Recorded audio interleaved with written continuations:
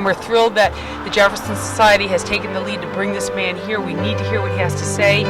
It's a very innovative approach that he's taking in Braddock, something that we can really learn from here in Erie. So thank you very much for having me. The significance of tonight's event is with the fortunate capabilities of the Jefferson Educational Society and Destination Area, we're able to bring in people with foresight and vision like Mayor John Fetterman into our community and learn from how he's prospered in his under progressive and aggressive leadership and adapt that to our own needs here in the Erie community with the hope that we have a bright and lasting future.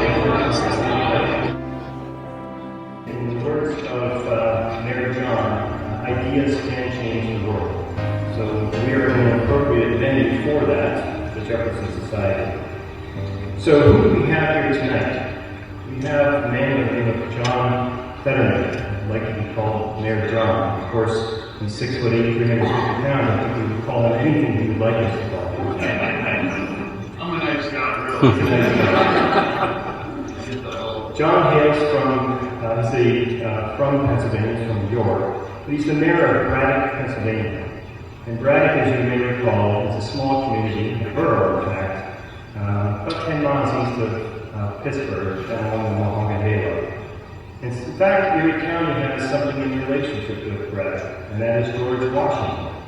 Washington, who was sent up to Waterford to meet with the French, stopped into Braddock to pay tribute to that sacred ground. And I believe that the mayor will discuss that historical point. Braddock also came into limelight by the advancement of the steel mills, which is indicative of that region. Andrew Carnegie in 1873 built the Thomas Edgar Steel Works in 1853, and Braddock reached its high watermark of population in the 1920s and had over 20,000 people. It was a booming community, and that existed for many decades. But like many of the communities in that region, Erie among them, the Rust Belt, in the 70s and 80s, the bottom fell out. Industry left, and so did its population. I think Braddock now is just over 2,000 people. So in many ways, Erie and Braddock share a lot in common, although Erie is remarkably resilient. Although what is the tipping point for Erie? As we face continued job loss, GE, as you all know, we're laying off almost 1,000 people.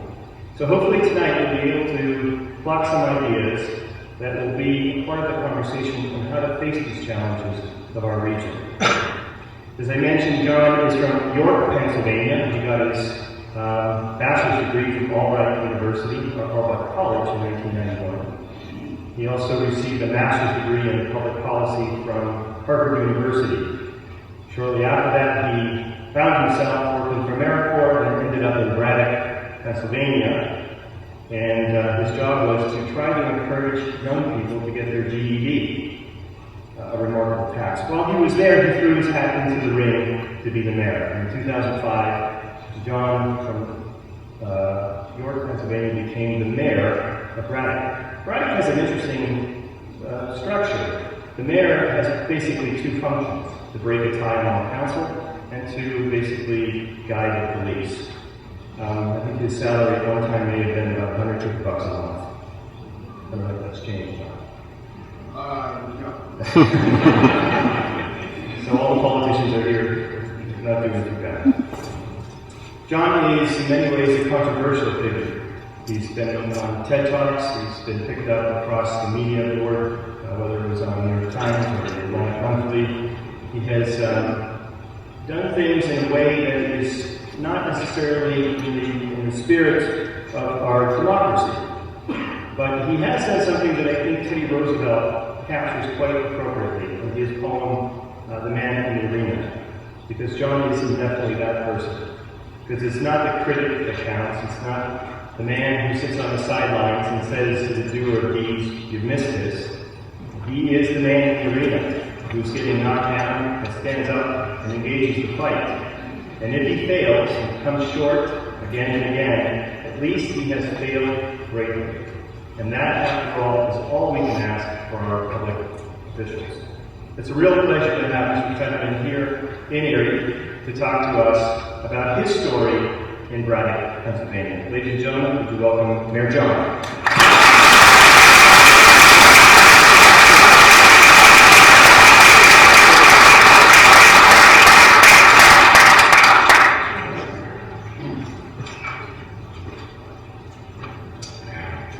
This thing, I feel like a total evangelist here. Anyway, thank you for the great introduction. I love Erie, and this isn't a politician pandering to you this night. I come here as often as I can with my family.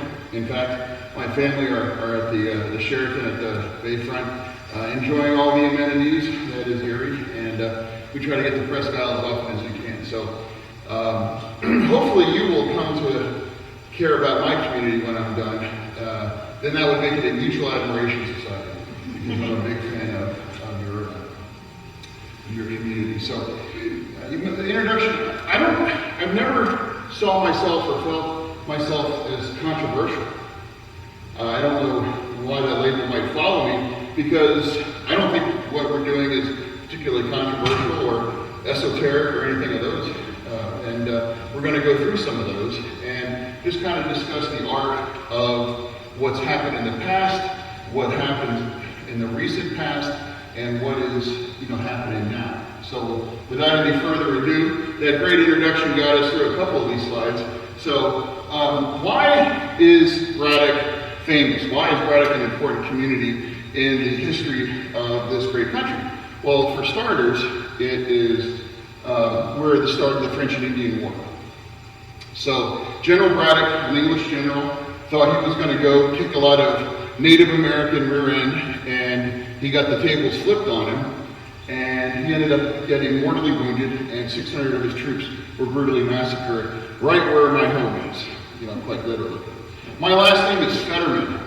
Are there any history buffs in the audience? Have you everyone's heard of General Custer, right? Yeah. Guess what the second leading massacre of U.S. troops in American history was called? The Fetterman Massacre. So if it wasn't for General Custer, one of my distant relatives, so I've got a connection with the whole General Braddock Massacre idea here. So, and why else is it of note?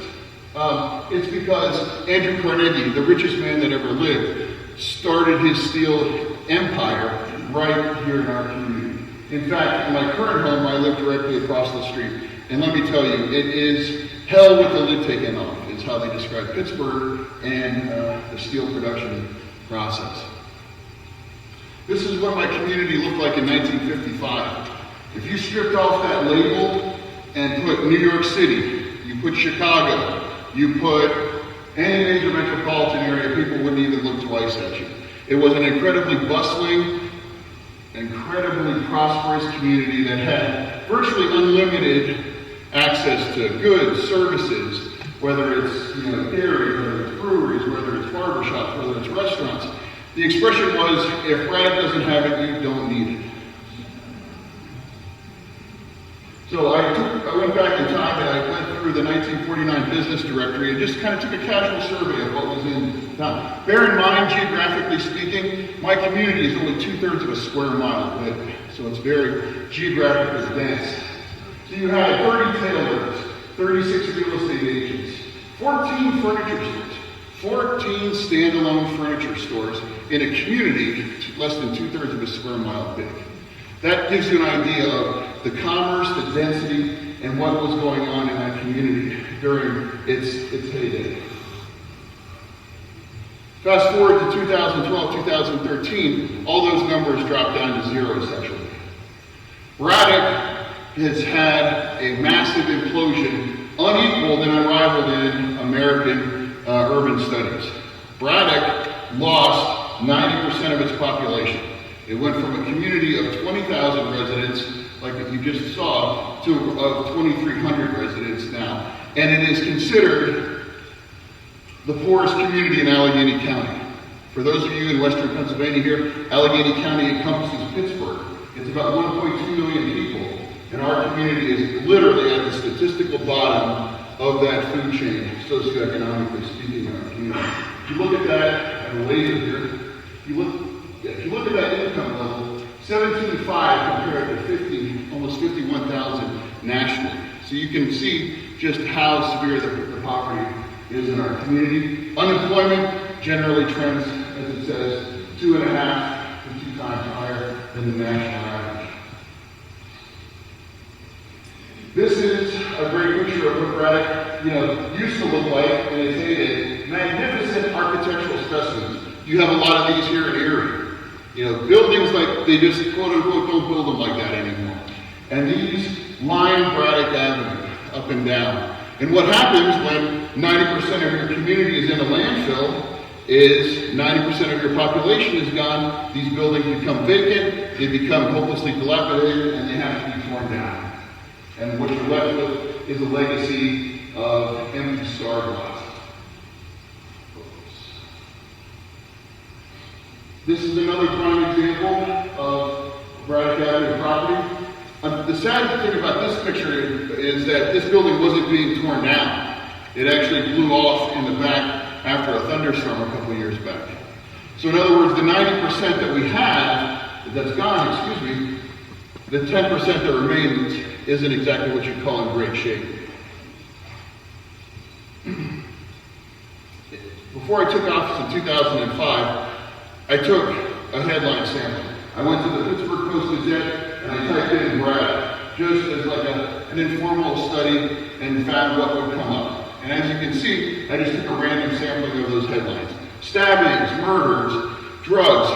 Braddock was considered to be one of those communities in Allegheny County that you wanted to avoid at all costs. If you were going there, you were either looking for drugs or you were looking for trouble, and it was generally considered, no man's land, if you will. Compounding our troubles, you guys, what's your local hospital chain here? UPMC. I could talk about UPMC for hours. UPMC, the University of Pittsburgh Medical Center, they, huge nonprofit, had a hospital in our community. Was the last of the crown jewels that survived, other than the steel mill. 270,000 square foot building on our main thoroughfare. And in 2009, they up and said, sayonara, Braddock, we're out of here. So you have a building that's twice as large as a Walmart supercenter on a main thoroughfare that's small like Braddock, and you can imagine in the 600 jobs that they took with it, of course also the healthcare as well. So I'm delighted that UPMC is in your community building up your hospitals, but just understand that it comes at a cost to a community like mine with what they've done. And this is what it looks like. If we could get those lights turned down maybe a little bit. That's what a 270,000 square foot building on Braddock Avenue looks like being torn down. It was an incredibly difficult set of circumstances to overcome. Our healthcare was gone, jobs leaving. Really, I get asked a lot, are you crazy? Second, I get asked, you used to be a professional wrestler? Third, are you really a mayor? So this is where we're at. So, and that really brings us to the crux of the talk is like, what can you do with Braddock's unique problem? You have a community that lost 90% of its population, 90% of its businesses, buildings, homes, and what remains is really in rough shape. So when I took office in the beginning of 2006, I'm just going to briefly go through some of the things that we instituted upon taking office. This is the new community center. This represents the first time stained glass has gone into a church in Braddock rather than being harvested from one in the past 60 years. The youth project, putting kids to work during the summer. I don't know where most of you guys live, but if you live in a close urban community, you know what can happen when kids are out and they don't have summer jobs. So what we did is we put 100 kids in our community to work. And if you did that on a per capita basis, the city of Pittsburgh, it would be like if they hired 10,000 kids to get out there and work and do productive, constructive things in the community. And this summer, we just had our largest crowd, and we had a completion rate of almost 98%. These are typical of the housing stock in our community. Mill houses that they threw up quickly because they couldn't build them fast enough when Braddock was growing rapidly. 2 back and 2 up is what they're called. So these were abandoned homes that we took over, fixed up, and it now provides provides housing for children that have exited the foster care system at 18 that would otherwise have been homeless.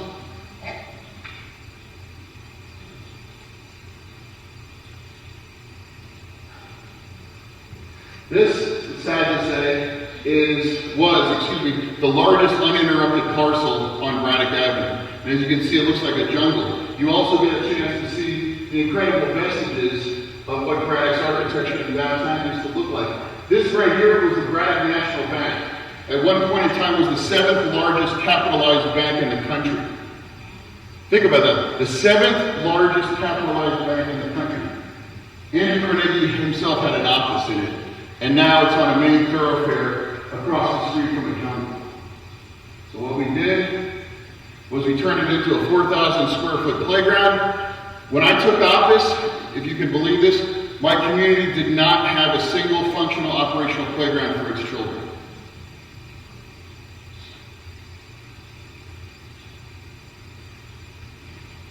This was on the other side of where the playground was in. That was one of the first JCPenney stores in the country. Of course, it had to be torn down. And we replaced it with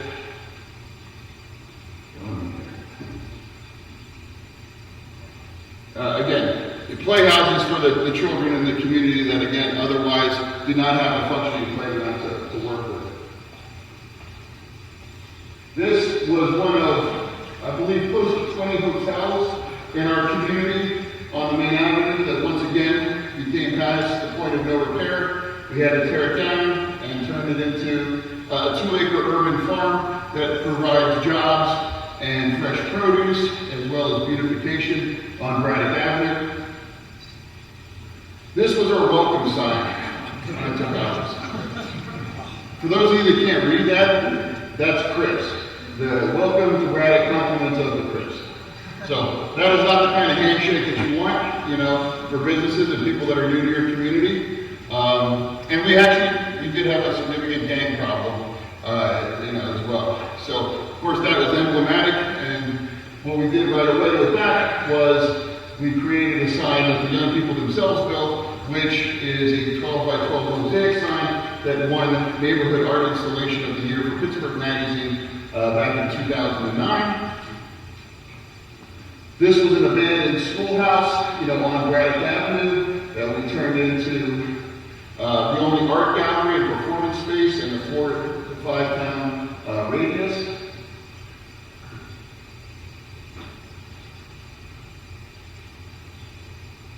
Of course, we make a big deal about events. Many of our community, as you know, are quite poor. They're not able to celebrate holidays the way you and I would have traditionally been grown up. So we, of course, make a big deal about Easter, Christmas, Halloween. Urban homesteading in our community has become quite popular. And you know, one of the taglines is you can buy your own house for $4,000. This probably won't shock many of you quite as much because you know, we're in Western PA and from Erie. But like when I'm in Boston or a big city, they feel like I left a couple zeros off. I mean, that's a gym membership in New York City. That's not even exaggerating. That's a great example of homesteading. Back in 2010, I don't know, did anyone catch the Levi's commercial that featured my community? So I got a call. I thought I was being punked from an ad agency. Hi, we're from Ryan and Kennedy, and we want to put your community in the center of an ad campaign. And I'm like, okay, thanks, bye. Call back. No, seriously, you really are. So, but they wouldn't tell me who it was. They just wanted to have a sit-down meeting, and it turned out it was Levi's. You know, that great iconic American brand wanted to feature our community in a national ad campaign. And we had to devise a way to make it work. I mean, at the end of the day, they're trying to sell jeans, but at the end of the day, this is a community that incredibly starved for resources. So what we did is we entered into an agreement in return for a significant investment, which built a new community center. An ad campaign was launched that featured all residents. Everyone in the campaign were Braddock residents. There were no models or outside talent brought in, and these are just representative of some of the ad campaign, where you have actual residents being featured in a national multi-million-dollar ad campaign, featured bureau workers.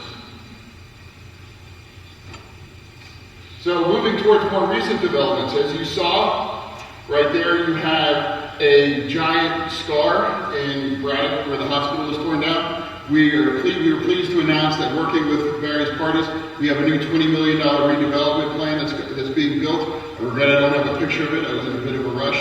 But it's safe to say that we've also brought a urgent care center back into Braddock, which will provide for the medical needs of our community.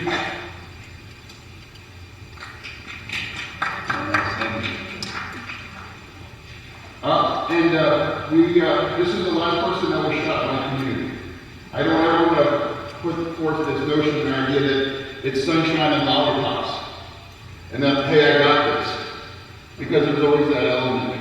So this was dated March 14, 2012. So this represents the last time somebody was shot in my community this far. And what we were able to do is we partnered with Levi's and we were able to get a grant to install high-tech security cameras in some of these troublesome areas, and we now have that number dropped down to 0.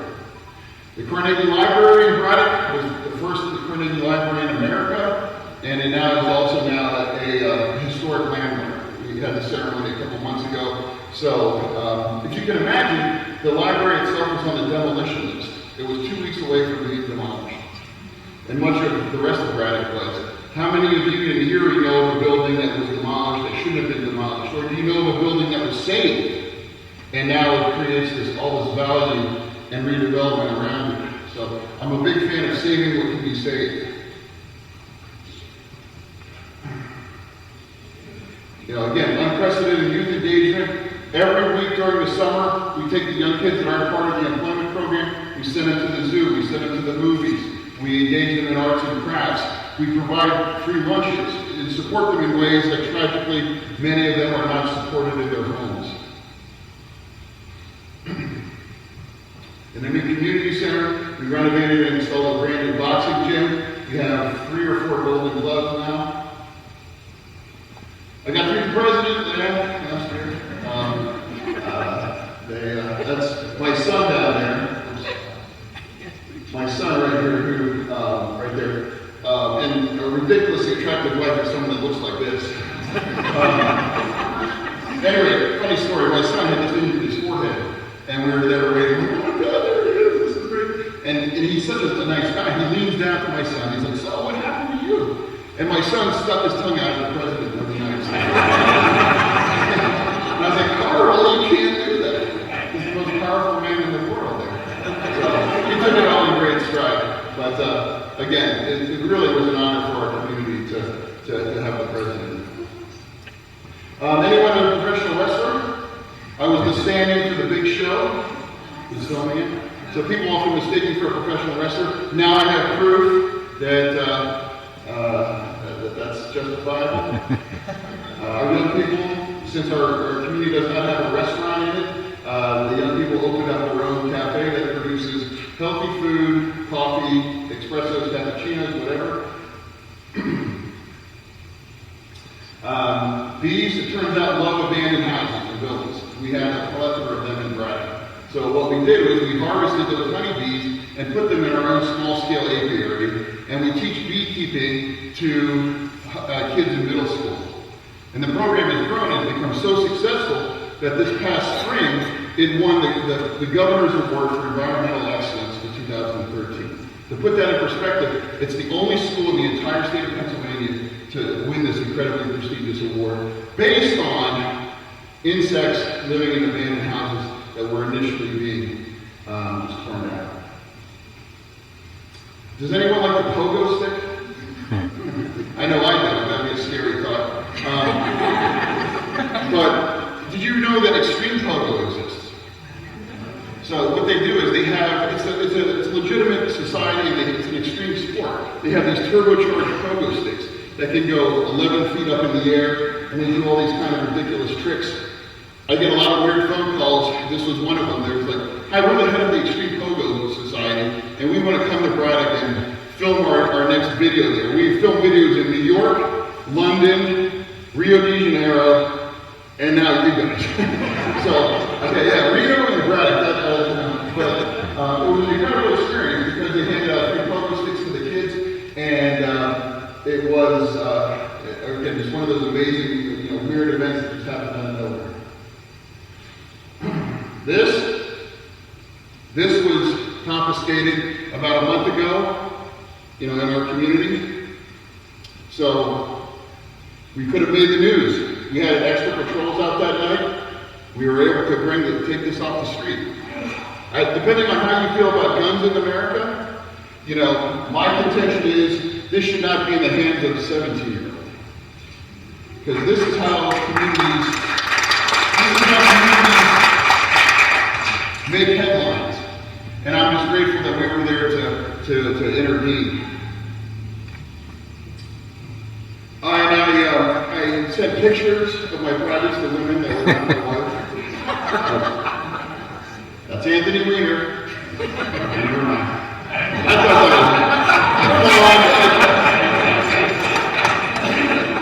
Seriously though, and this is one of the projects that we've been most excited about.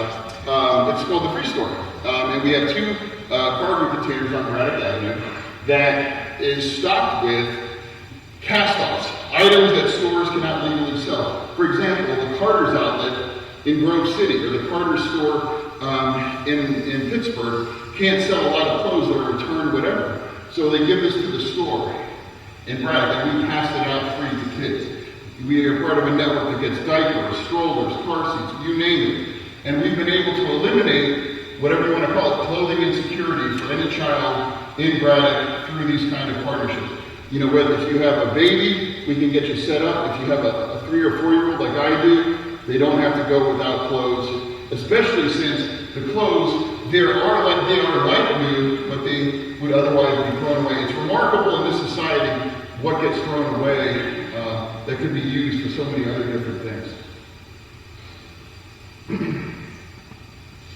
Costco.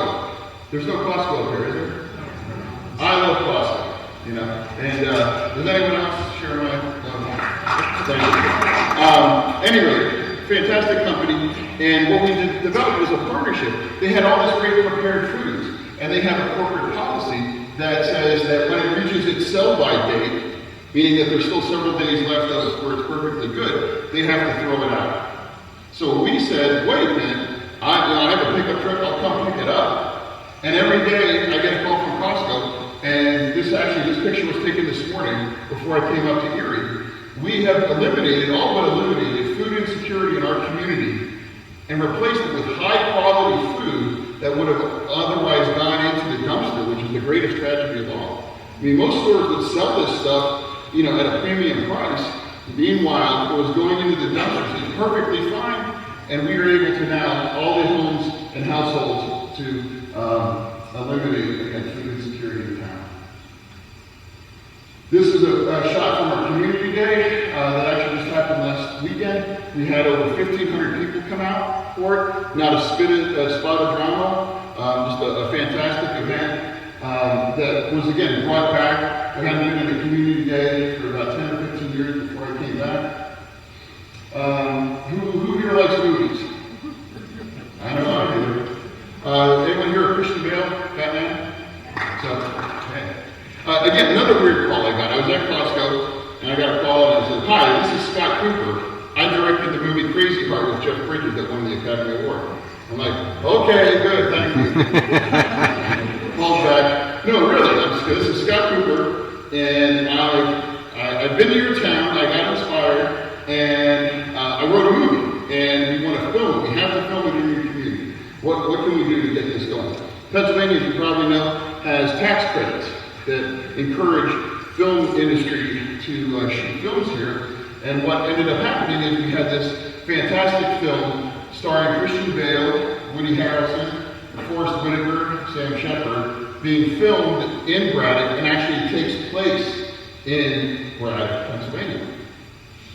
And then, of course, if anyone, I'd say people in my cohort, Eddie Vedder of Pearl Jam, is going to score the soundtrack, which is, of course, a very good thing. Everyone know who that is? On the right, that's Christian Bale. I'm going to just, this is kind of cool. Does everyone see that? That's a tattoo on his neck of 15104. So,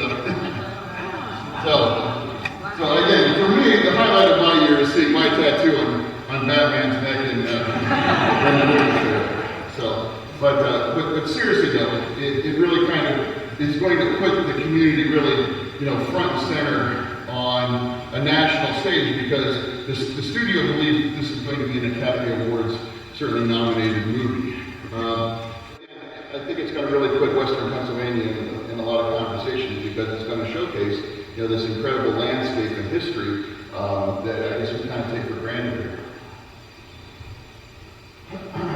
And then, I don't know how the audience feels. And I don't want to get into the politics of it or anything, but I just happen to believe in marriage equality. And then about a little over a week and a half ago, I became the first mayor in the state to perform a same-sex ceremony in town. And I thought it was just going to be a nice kind of, human interest story locally, but it really kind of took off. I never expected it to, reach its way up to the front page of the Huffington Post or anything. Since then, I've done 4 more for a total of 5. And I'm sure there's some people in this audience that believe that marriage is traditional and it's between a man and a woman. But, we can agree to disagree, I guess. But again, this is, just one of the things that recently has been going on in town. So, how's this all shaken out, in Braddock proper? And this gets back to that comment of, controversial. Again, I can genuinely say I don't find urban agriculture controversial. I don't find recruiting Hollywood movies, to town controversial. In 2005, I won my election by a single vote. And I voted for myself.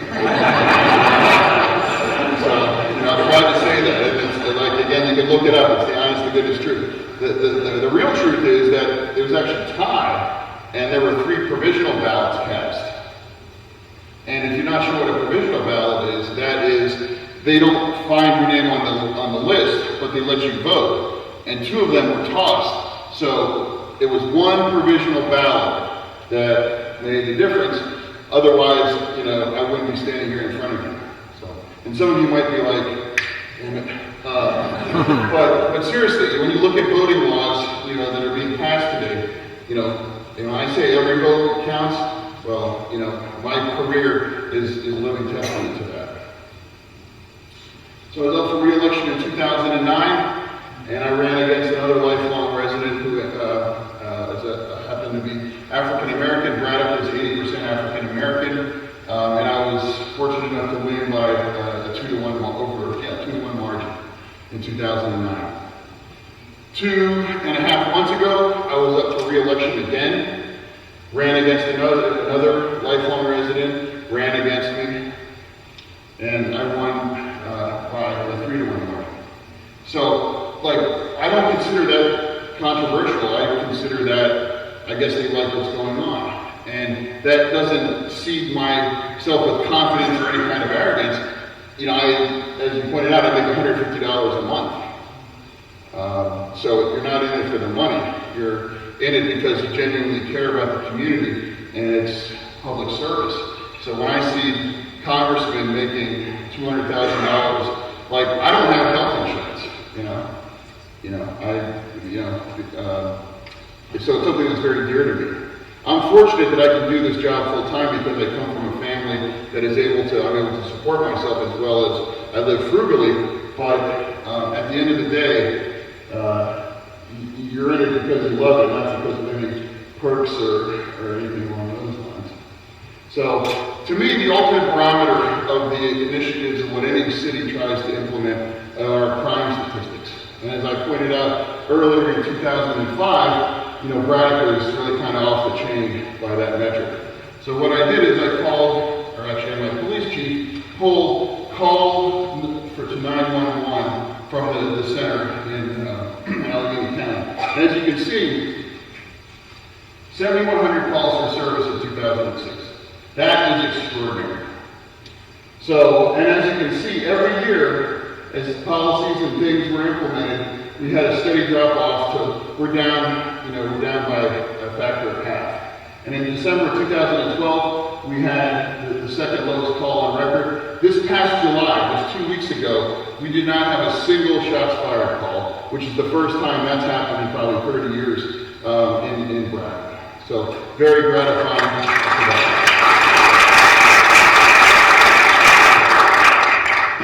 Putting this in perspective, this is Braddock's last homicide. If you look at some of the details, an epic gun battle that involved assault rifles.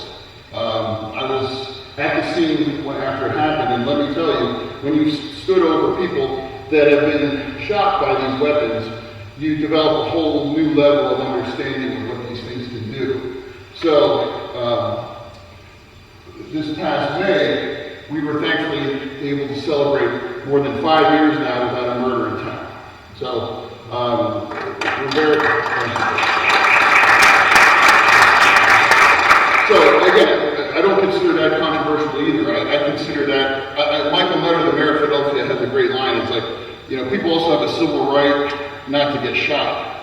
And, you know, we didn't use it by strong arm tactics or anything like that, but we did it through steady, multifaceted efforts, and also luck. You know, sometimes, you know, you get a break, but once again, that is where we're at in Braddock today. Whether it's marriage equality, whether it's movies, whether it's urban agriculture, whether it's rebuilding a city.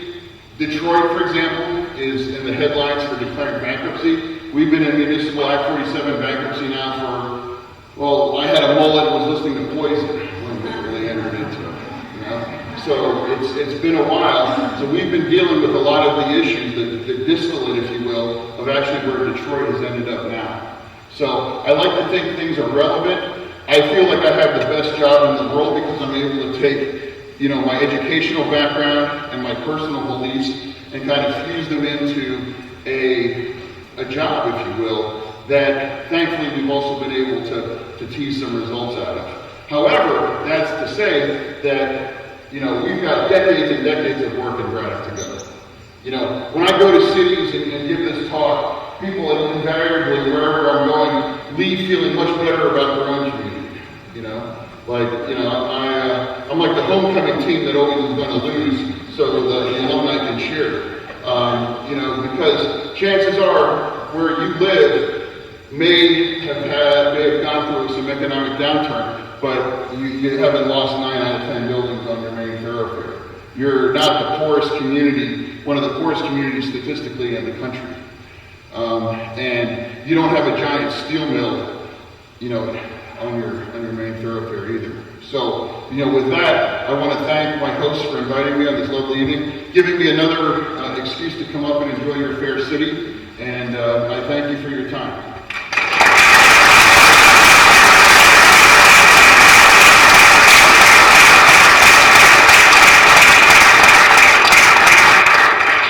Thank you, Mr. Mayor. Everybody, do you have your questions? We're going to have Ben Sagan from the Leader Reader go up there and read some of the questions. So if you've got them, please pass them. We have people with baskets going around, and we'll go through them. Thank you. Yeah.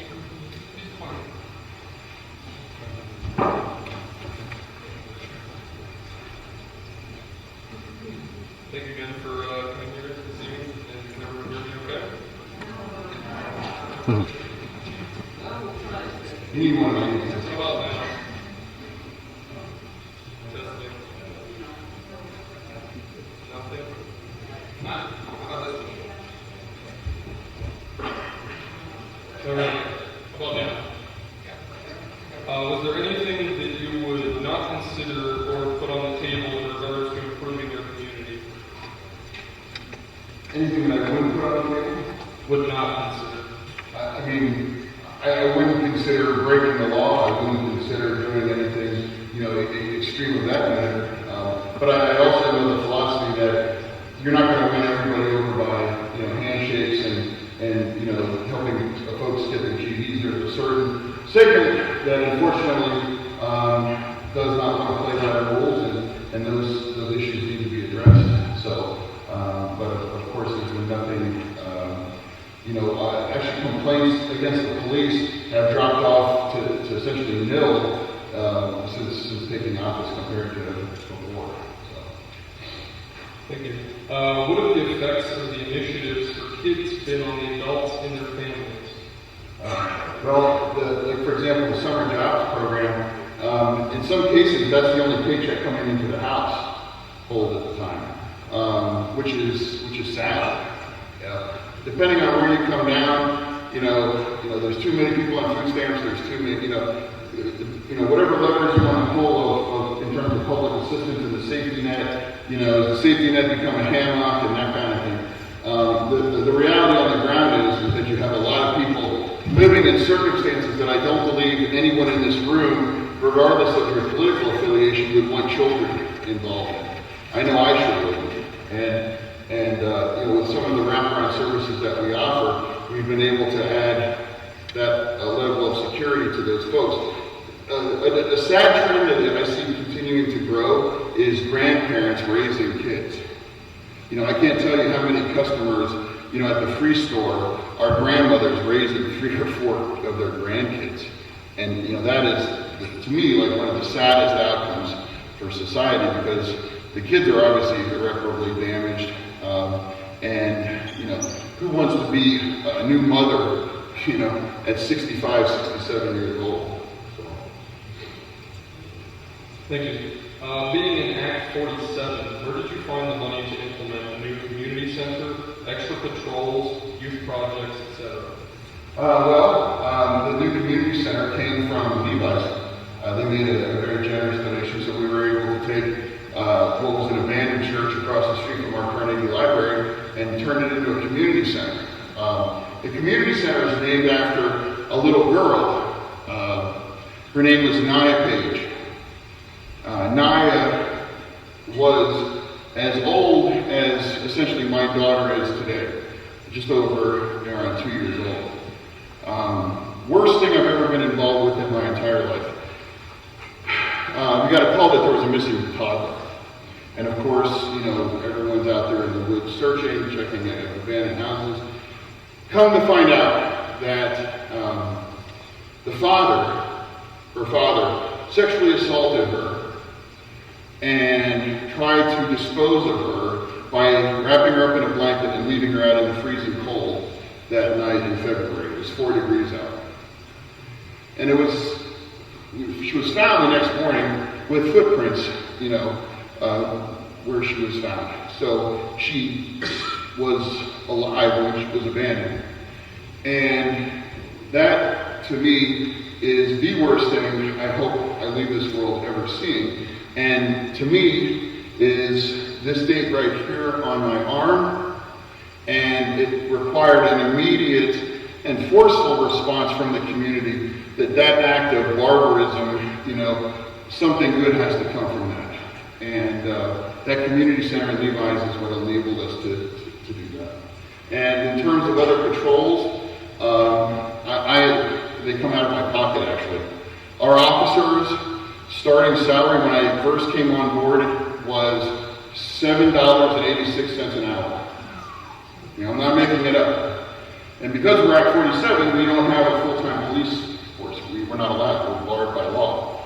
So you could literally make more as a cashier at Lowe's than you could being a police officer at Braddock. So you can imagine how difficult it would be to find officers.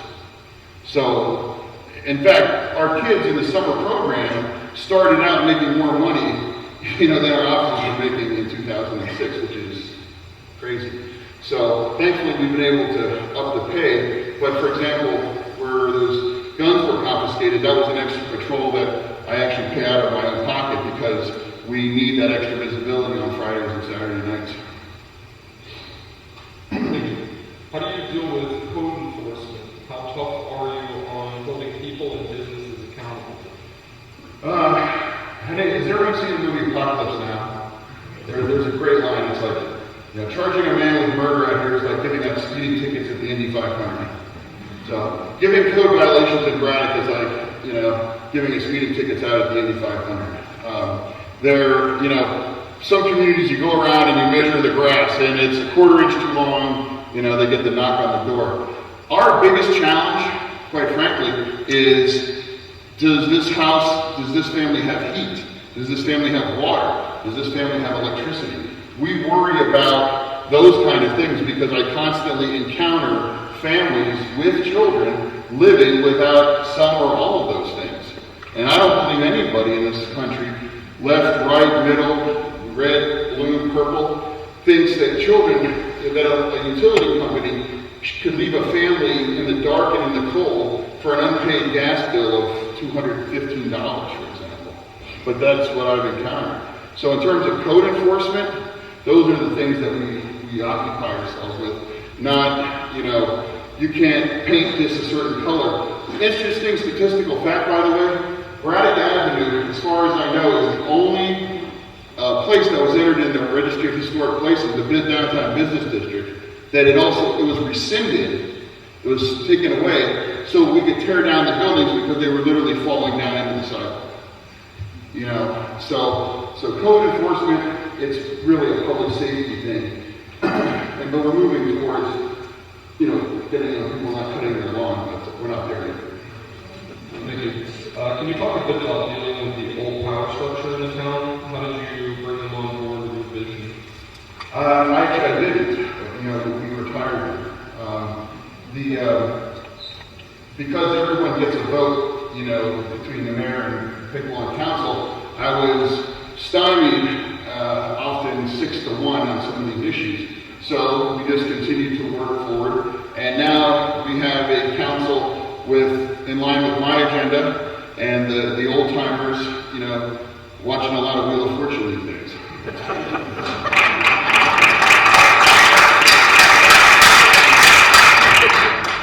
Could you describe to us how the artists have helped the economy in Braddock? Well, the artists have helped the economy by taking on these homes, like for example that one for $4,300. They help by, we've had a lot of different events. Pittsburgh has a great art scene, like for example the Warhol. Next month, the Carnegie International, the big Carnegie art show, the International.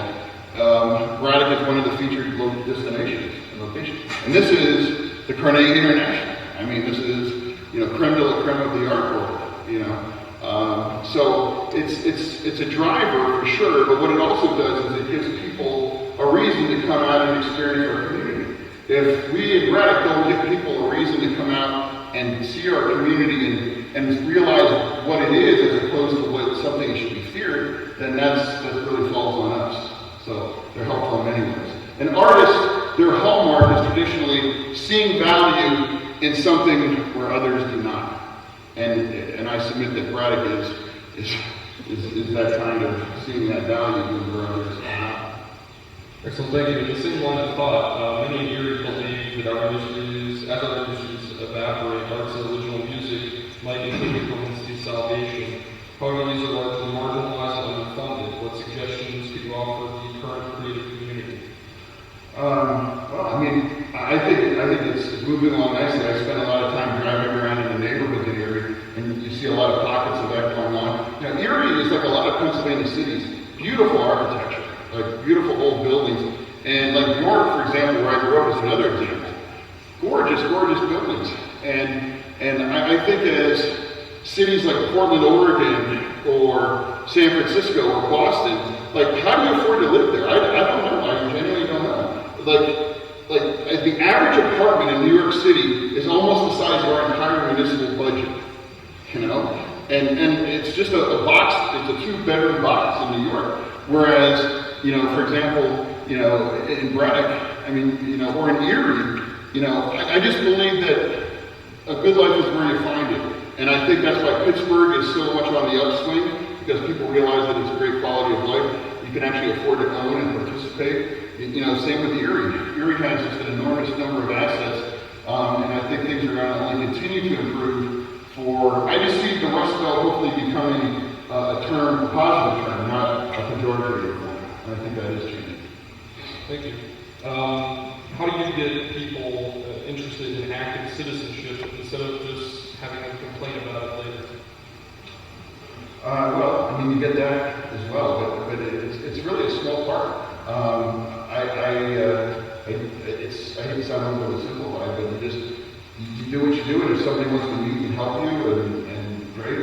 If not, I'm still going to be out here doing what I'm doing,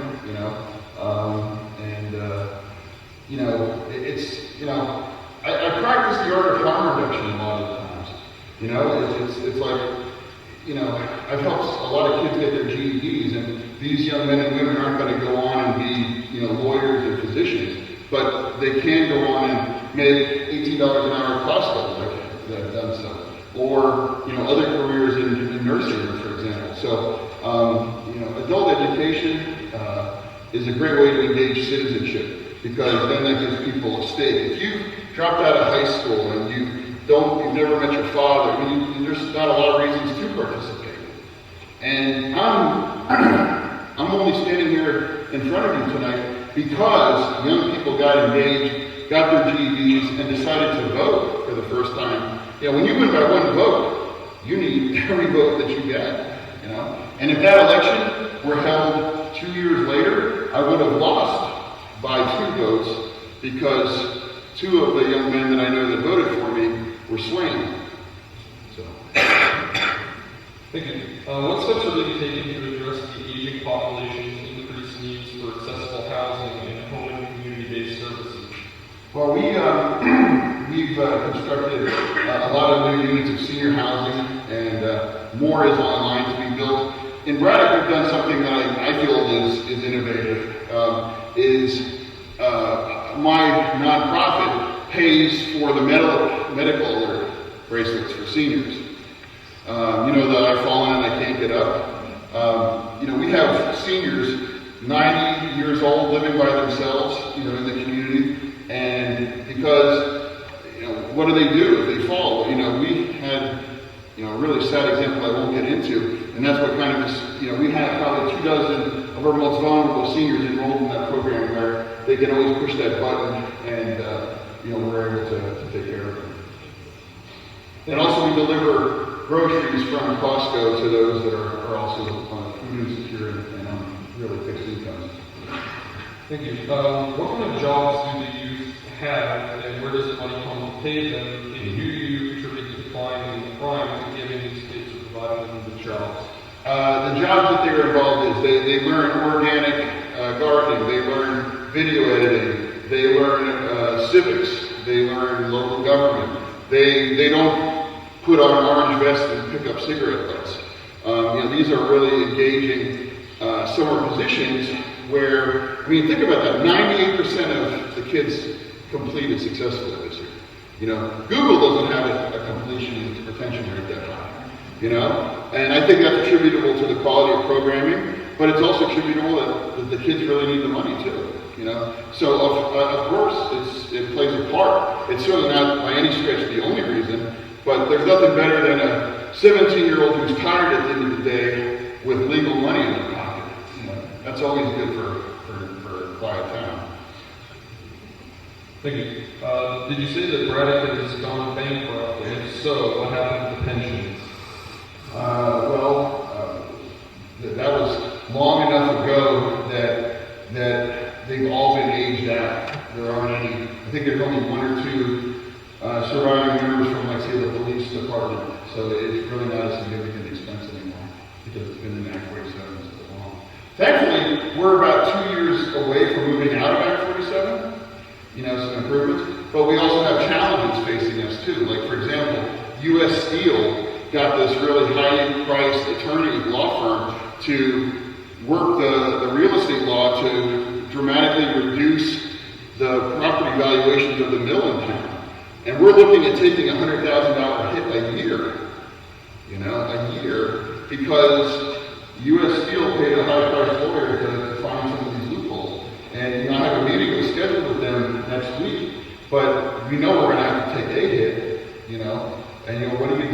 I mean, it's like it's got to come from somewhere. And it's not like U.S. Steel is hitting it out of the park fiscally right now either.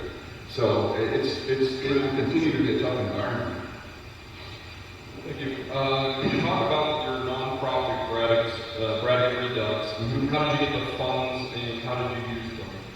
Well, I've gotten the funds through different means, you know, whether it's Levi's, foundations, family assets, and it's really just a flexible way to get things accomplished in town that otherwise would be difficult, if not impossible to do. Whether it's saving buildings, whether it's, you know, the community center, the art gallery, it's just a mechanism that allows us to take on these. It functions as a bit of a CDC, but we're much more nimble and we can respond. I mean, I bought one of our redevelopment projects in town is an old furniture store. It's 8 stories tall. We're looking to turn it into loft-style apartments. I bought that building and it was in good shape for $15,000 at an auction. $15,000 for an 8-story, 40,000 square foot building, structurally sound. Think about that. You can't even buy a Toyota Corolla for that. I mean, really. And we were able to do that through our nonprofit because we were able to get the money quickly and participate, and we've been able to attract some dollars, and it's my hope that that's going to put more people back in Braddock fixed up for 50. It's almost like it's like a board game. When you can buy houses for $1,000 or a building for 15, it encourages this like experimentation to say, like, what can we do in this community to help? And thus far, it's worked. And we've never displaced a single person. This isn't, let's buy a building, kick out all the poor old folks, and get the right color folks in. And no, these buildings were all vacant, or abandoned. Whether it's my home, or the gallery, or the community center. These buildings were all on the fast track to being, dumpster bait. So. Thank you. Is your local economy sustained by the local market needs, or do you get a lot of out-of-town visitors buying and supporting local businesses? Well, most of our businesses are not consumer-driven. They're more industry, like scrap yards, like the steel industry. There's very few actual consumer businesses in town in that regard. That the heart of our commerce in Braddock is a Family Dollar, actually. And in some communities they're considered like if one opened in Sewickley, it's a neighborhood in Pittsburgh, you'd have a riot,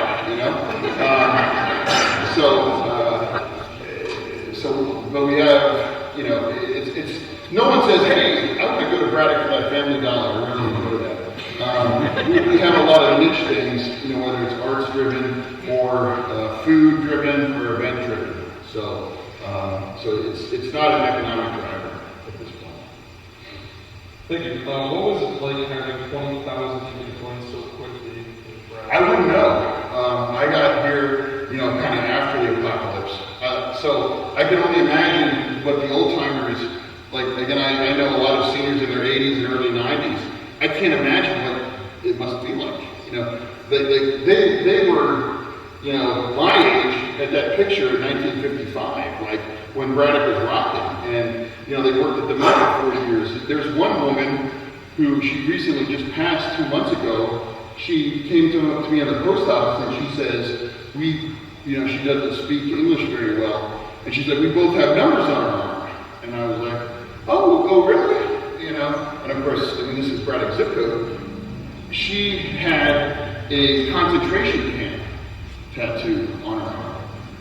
So you can imagine the horrors that she survived.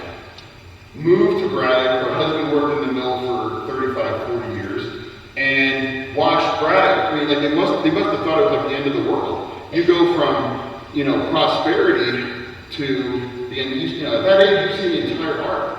So I can't even imagine, what it must be like for those folks to have gone through that. I got arrived in Braddock when, after it all happened. Thank you. From being declared the mayor of hell in the Rolling Stone to the coolest mayor in the world in the UK Guardian to the Huffington Post to TEDx Talks to here, did you ever envision you'd achieve such national and global status when you ran for mayor of Braddock? Well, I don't really have any status, because at the end of the day, I just am a guy that looks what he does. I certainly never would have imagined that one vote would have taken me in a place where I find myself in. I just want Braddock to be an example for people that, I don't have answers for Erie or whatever. I didn't come here to say, man, I got this all figured out, guys. Do what I say. It's just that an example that no place in this country deserves to be abandoned. I just fundamentally believe that. You wouldn't go to a senior home and make fun of an old World War II veteran because he can't get around like he used to. Be like, look at you, you're stuck in the chair, you can't even use the... But that's what we're doing to our cities, the equivalent. Like Detroit, look at what Detroit has given to this country and to the world economy. And now everyone's stepping back and pointing fingers and laughing. It's the Democrats, no, it's the Republicans, it's this, it's that. Shut up and let's fix it, it's just like, these cities like Braddock, like Erie, have given so much to this country, and they may never be the great that they were, but they could be, but we certainly don't want to step back and just kind of almost, like, you ever go on the message boards and read how sadistic some of these comments are, and, where they laugh when people get shot or this or that?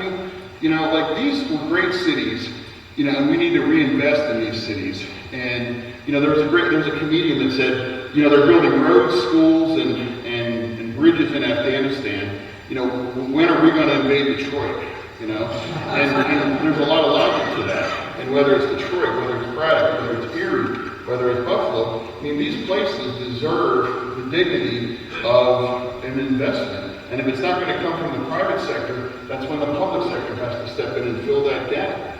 Otherwise it continues to spiral into chaos, where it takes an hour for a police car to respond to a 911 call. That's crazy.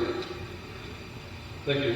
Two more questions left. Allegheny County has seen good growth and improved economic development in recent years. Have the positive changes in Braddock been influenced by any of those factors? Well, the positive growth has been certainly assisted by Allegheny County because we've been able to find great partners that have helped channel resources back into our community. Like, for example, when UPMC pulled out, we were looking at this giant 3-acre site in the middle of town, and we've been able to replace it with fantastic housing, and we'll have a Med Express. Does anyone follow the news? The fight between UPMC and Highmark? The commercials, sitting around the dinner table, now what are we going to do about that, and it's like, that ground zero, that's Braddock. Braddock is ground zero for that fight. It's like, what is a nonprofit, and is there, is medical care a right, or is it something that if you should only have it if you're able to afford it? And, does a nonprofit that makes $300 million a year plus in profit have a responsibility to keep a hospital open in the poorest community in Allegheny County? And that's the big question. And Highmark is stepping in and opening up an urgent care center. And of course, that's going to run out of loss. No one makes money providing health care for poor people. That's a loser, and thank God that they're doing that. But how this shakes out is going to have a dramatic impact for Allegheny County because it's a careful balance. Because UPMC, Highmark, Carnegie Mellon, these are the institutions that kept Pittsburgh vibrant. You take those away, and you've got Detroit on the Allegheny.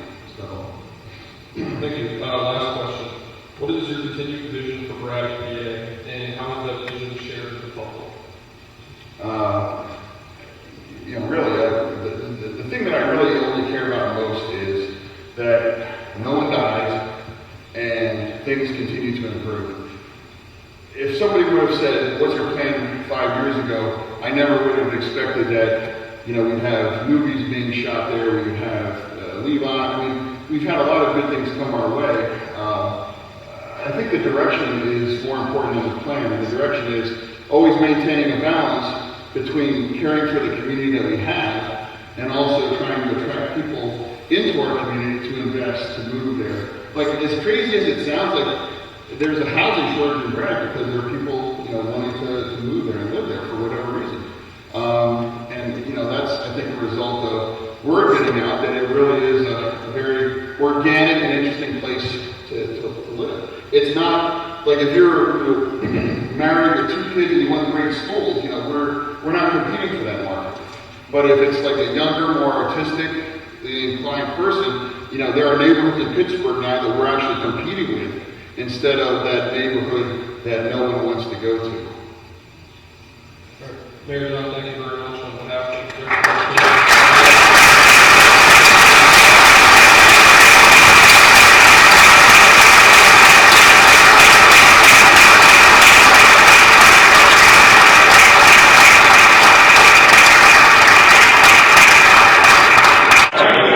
Tonight was important to really show how, if we care about people and we care about the place that we live, we can all make a difference. And I think that's what Mayor John talked to us about. You know, that it really is about I think he leads from the heart. And I think leading from the heart is really important. And government is here to assist those who are most in need. Government is here to make sure that we can all have the quality of life that's something that all of us can find, no matter what our financial status is, and I think that he does that. And I was very inspired by really his caring attitude and really wanting to make sure that people could just live a good quality of life in his community. You know, the other things I found really interesting was the different ways that he's been able to bring economic development into his town. You know, he's reached out and found the movie industry to be receptive to coming to Braddock, and that's very exciting. I think there's a lot of opportunity here in Erie and in Northwest Pennsylvania for that type of industry to come and be part of our economic recovery. And so I think whether it's the art community, visual arts, or even to, as he said, the Levi commercial ads, those are the type of things. Thinking outside the box, how can we bring different industries to our community that will help not only in the immediate effect, but in the long-term effect of increasing the visibility of our community area.